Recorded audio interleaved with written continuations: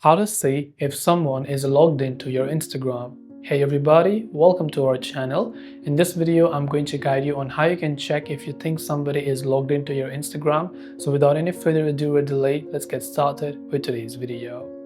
If you want to see if someone is logged into your Instagram, what you can do is you can just launch Instagram first.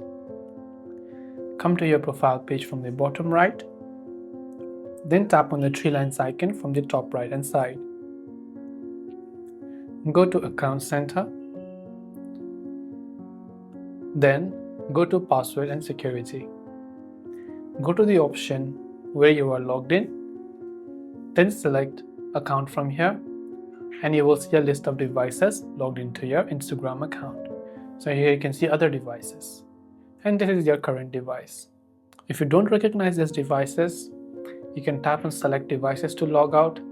Select those devices, then tap the logout button to remove them. That's all it takes to see if someone is logged into your Instagram account.